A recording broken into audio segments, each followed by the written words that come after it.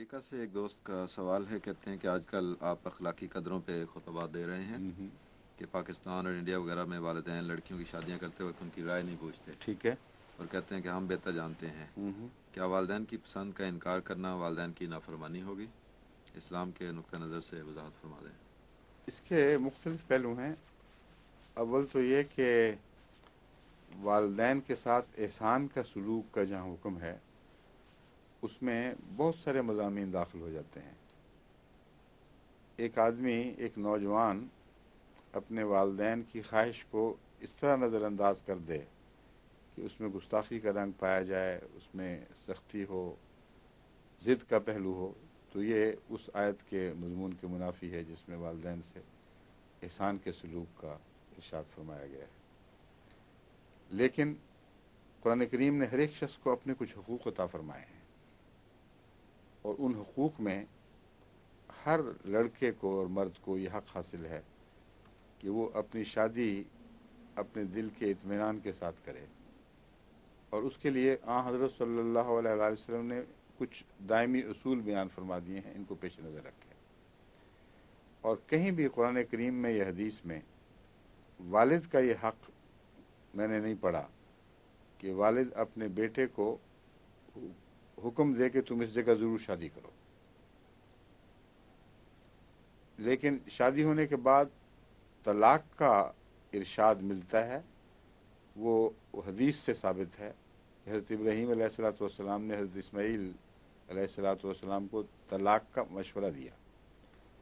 لیکن چونکہ وہاں دونوں نبی تھے اور دونوں کا معاملہ ایک ہی تھا، اس لیے وہ مشورہ بھی حکم تھا، یعنی حضرت اسماعیل کے لیے حکم بن گیا تھا. اس لیے اس سے شرعی استنباط نہیں ہو سکتا کہ ہر باپ اپنے بیٹے کو طلاق کا حکم دے سکتا ہے. اگر کوئی نتیجہ نکالے تو غلط ہوگا. ایک نبی اللہ جو اس مرتبے کا، اس شان کا نبی تھا جیسے حضرت ابراہیم، اور اسماعیل ذبیح اللہ جو اپنا ایک خاص مقام اور مرتبہ رکھتے تھے، ان کے آپس کے ایسے تعلقات تھے کہ جو ابراہیم نے دیکھا وہی اسماعیل نے قبول فرمایا.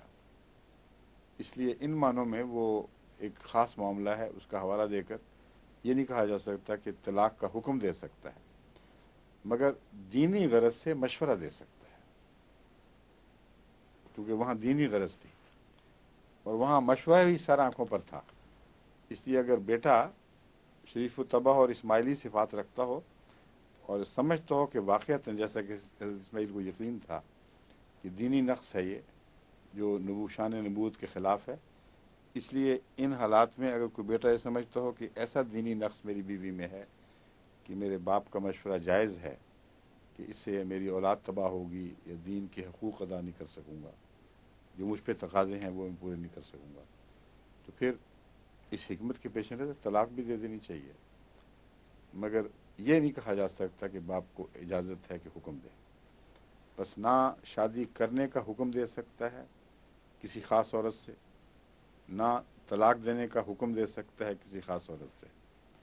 مشورہ دونوں جگہ دے سکتا ہے، اور مشورے کی کوئی بات مانے نہ ہو تو حسن سلوک کا تقاضا یہ ہے کہ انسان ادب کی راہ اختیار کرتے ہوئے باپ کی بات مان لے. لیکن اس میں ایک شرط ہے کہ اس کی بات مان کے کسی اور کے حقوق پر بد اثر نہ پڑے. احسان عدل کے مقابل پر نہیں ٹھہرتا. عدل کے قیام کے بعد احسان کی باری آتی ہے.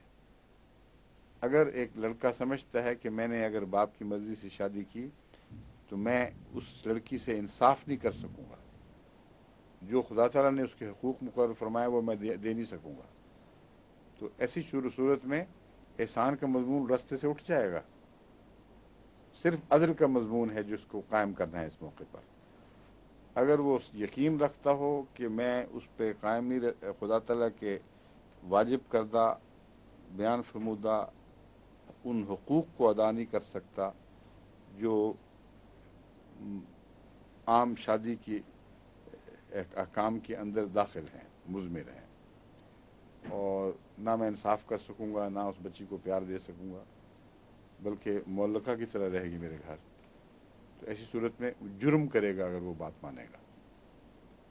یعنی صرف یہ نہیں کہ بات نہیں مانی منع ہے بات ماننی، کیونکہ قرآن کریم نے شادی کے معاملے میں ہی دونوں طرف انصاف کے تقاضے رکھے ہیں کہ اگر ان خفتم لا تقسطوا، انصاف سے اگر گرنے کا خطرہ ہو تو ایک سے زائد شادی کی کسی قیمت پہ اجازت نہیں ہے۔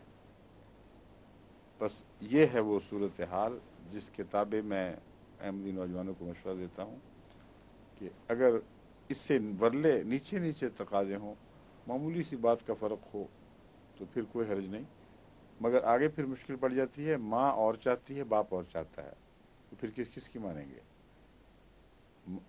بالوالدین احسانہ فرمایا ہے، یہ نہیں فرمایا کہ صرف والد سے احسان کرو یا صرف ماں سے احسان کرو۔